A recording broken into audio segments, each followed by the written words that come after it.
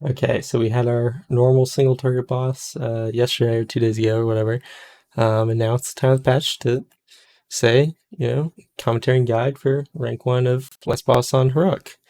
So I played Frost. There's only 17, I guess there's 38 parses, only 17 of them I was locked in. I raid within 12 hours of Chochi, so potentially this won't be true tomorrow. Hopefully it is. I think you know, I'm pretty geared, but I think he would play a lot better on some of the intermission pieces. But that's not what we're here for. In terms of how this relates to Arcane, it is not ideal.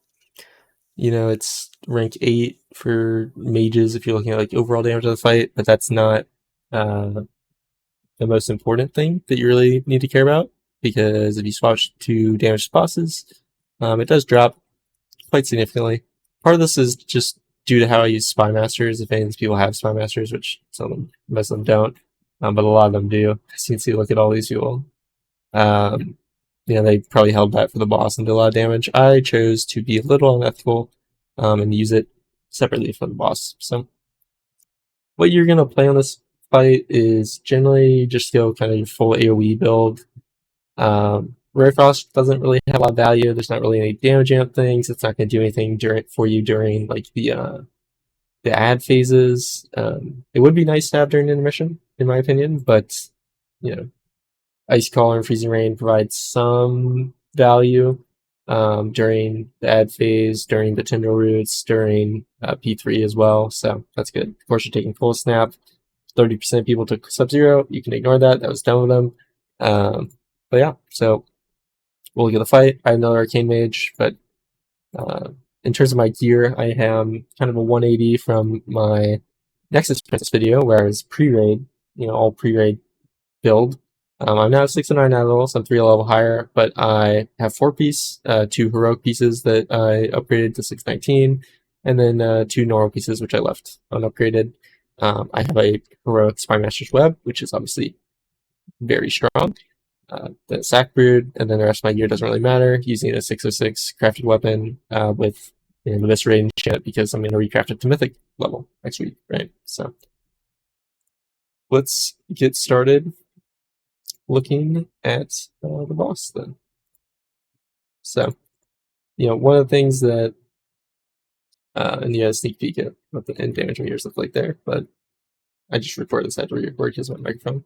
This boss gets really hectic, and because of that, my rotation was not perfect. But there's definitely still highlights of this phase, or this boss, that I think are good to look at, and mobility especially. Movement is really good. Here, I got a little unlucky because you see what happens is generally around here your Splinter Storm should be proccing, but because of some queuing issues or something, it's not. So I have 16 splinters on the mob, and it's going to take another little while for my Splinter Storm to actually go off.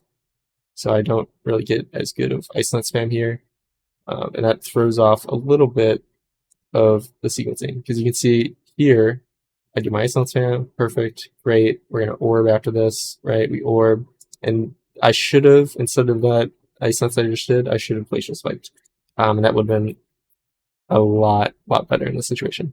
I am playing Ice Flows, so it would be pretty easy to Glacial Spike here. Ice Flows is just good on this boss. Sometimes you want to flank a root. You should probably ideally do it a lot of times, but it's okay.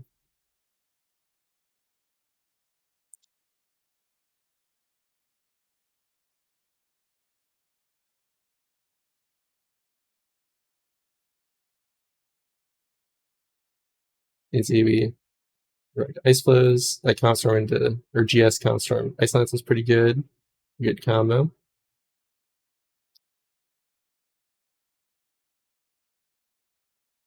One of the major problems you will have in terms of playing Frost effectively on this boss is that your predictive Winter's Chill Vikora is not going to work when the boss has a shield, which is pretty annoying. There is, I have a second Splinter Storm Vikora there, which I think is pretty good. I haven't really looked at everything to do with it though, so not entirely sure. So this root, when you blink it, or when it gets removed, leaves a little web thing on the ground, so you don't really want to blink not forwards, but backwards, so you aren't griefing your raid. But yeah, if you want to look at my Twitch VOD, there's also, there's like 20 polls of this boss. This boss is a lot easier if you just go to like 25 people or something. We were running with 29 for like 15 polls, and then we just dropped down, and it became a lot easier. So that should make Glacial Spike, but I wasn't paying as much attention. So during this like P1 sequencing, I think some of the other polls I did a little bit better, especially once we see some of the other things. So here I pre-Blizzard. Ideally, I would have done the orb there as well. All this stuff just gets absolutely blown up by the warriors, though, as you can tell by the damage meters. I am actually wrecking the boss. That was one of the bad flurries that I did right essentially as the warrior show was happening. So that would have been a good time to pre-Blizzard as well, but it's okay. Again, that flurry was kind of necessary, but mostly wasted. So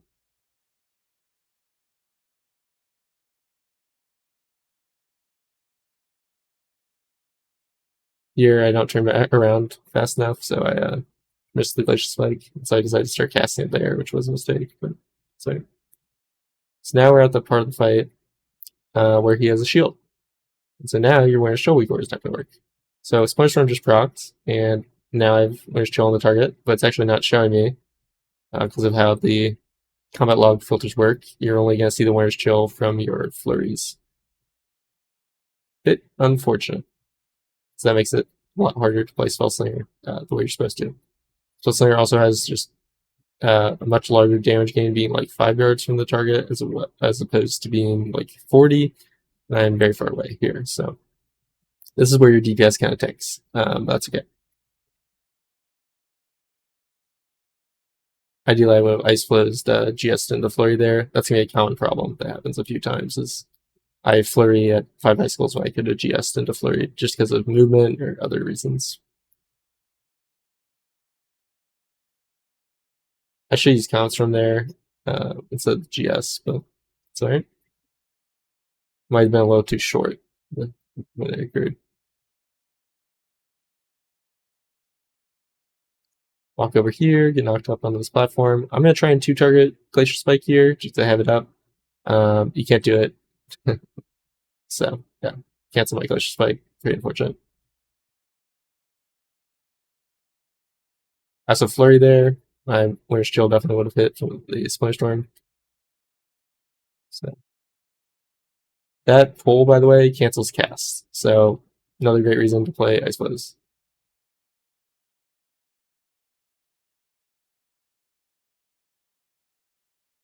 You can see that was again another flurry that really wasn't necessary.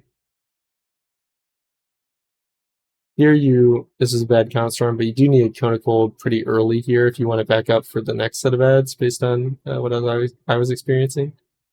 I also Spy Masters here because we're 4 minutes into the fight, and that's just when you have max stacks. I should have swapped to the other target and Glacial Spiked earlier instead of spamming my Fingers Frost, but that guy does need to die. When you activate these pylon things to get a nice platform, it does stop the pull for that web thing. So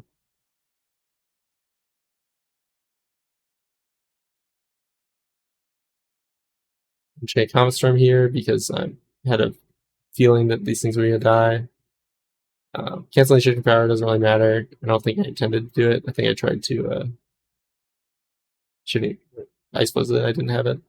But you can see there, I was barely able to Cone of Cold and get the reset before those 2 other ads died, so it really wouldn't have given me value at all to try and hold Comet Storm there.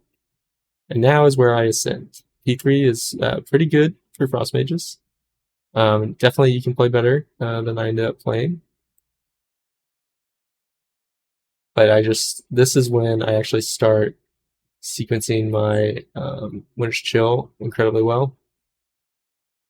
For a little while at least. So GS Iceland's there, and I'm just sniping an insane amount of Winter's Chill, essentially.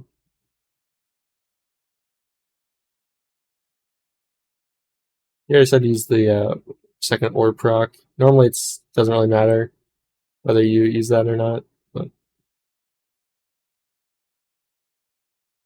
I really should have taken the time to GS there. I think I threw an unpowered Isolance at some point. We're not gonna, since this fight's just so expansive. I'm not gonna look at it, but I definitely threw a significant amount here in this fight. Um,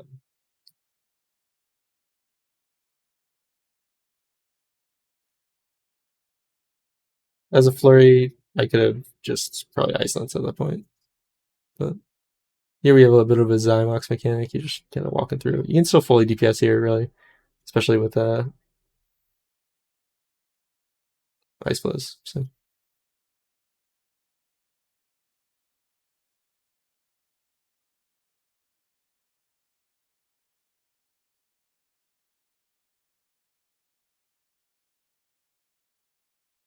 that will be the tank ads. I'm not really focusing on them. I definitely could have swapped them earlier if I wanted to, say, do more damage. I was focusing a little bit on boss damage here. So would have been good to wait for my orb, but if I had hit them earlier, it wouldn't have been necessary at all. I also should have shifting powered earlier to get my Icy Veins back sooner. And I definitely had time to GS there instead of doing those 2 Fierce Frost Ice Lances. But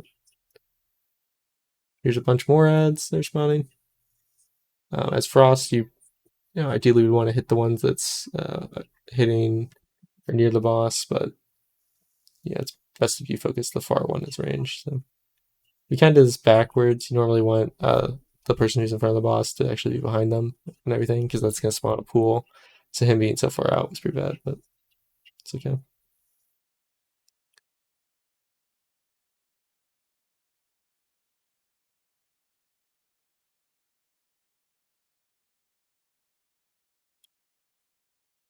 You can see how that was a good count storm into some ice lances, but how I'm seeing on Glacial Spike quite a lot that I really could have used, especially towards the end of this fight. But here I decided to use it, and this was a really bad use because I had a Splinter Storm ongoing at that time, so I actually just wasted 3 to 4 Warriors Chill there.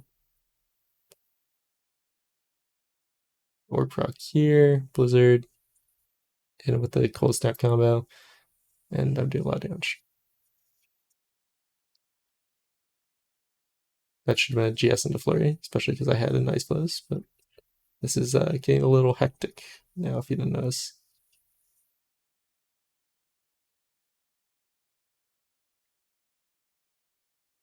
So we're, at this point you kind of need to kill these ads, but the boss is actually incredibly low, and this boss has very little HP, so we definitely should have been focusing it, and that call is going to come out, soon. So yeah, now they said that, so I swap. I pop my Spy Masters for, 5 seconds, and there you go. It dies. We can see how much room there is to be better on that. So anyway, we didn't really get any crazy loot. We did get a Warbound version of Ring on our Holy Paladin, and he's actually, I think, just going to give that to his Mage ult. His Mage ult will be pumping, but yeah. Frost looks good. It's definitely viable, definitely competitive for you to play and not get G kicked. But the Arcane still provides a lot of value in its damage profile. I don't particularly want to look, I think, at every single thing in this fight that happened, but one of the things that's important here is if you look like the active uptime, I was active like 3.7% more than the Arcane Mage. That's essentially the time you're spent actually, doing damage and hitting things. So if he'd been a little more active, better managed his mobility, perhaps, he probably would have done quite a bit more damage, because 3% is a lot. Almost 4% is a lot of time to miss. In terms of boss damage, third behind the Arcane Mage, but significantly behind the Arcane Mage. Kind of prior to Intermission, I was doing really well. Of course, he's close-ish, and then once P3 comes, he has, funnel with ads, really, that ends up taking over. So once you look at, like P3 specifically, he's just doing a bunch of damage. A lot of that's because these shackles basically spawn on the boss with how you place them, and he does a bunch of damage to them. These things need to die. This is a great thing to do damage to. I did some decent damage to him. Definitely would have done more if I used more Glacial Spikes in P3. Mostly I was getting a lot of damage on these ads, which are the P3 ads that spawn that you kind of need to kill the spiders before they hit the mob. They don't really matter that much. And Frost's utility is the only utility really is it slows, and you don't really need slows in this kind of world. You have infinite CC that means they're never going to reach the boss. But this is also still like my peaks in damage for the fight. These are me hitting the ads. And despite what you might think, this is actually not when I use Spy Masters. I use Spy Masters here, here, and here, I think. So could have been good here. This is, I think, the first set of little spiders, as this is during the ad phase where you're jumping between platforms. But yeah, anyway. So some room for improvement for when panicking, like always. But yeah, I think Nexus Princess looked a little better for its 2-minute run. But you can see how much I need to improve even, and gear can carry you sometimes a little bit. So, all right, let me know if you have any questions, and I will, of course, be streaming Raid again next week for Heroic, probably splits perhaps, and then we'll be going to Mythic Friday, Saturday, I think, and we'll see how much we clear. It really depends on how easy it is, but I would anticipate 3 to 4 bosses week 1, which will be fun. So, goodbye.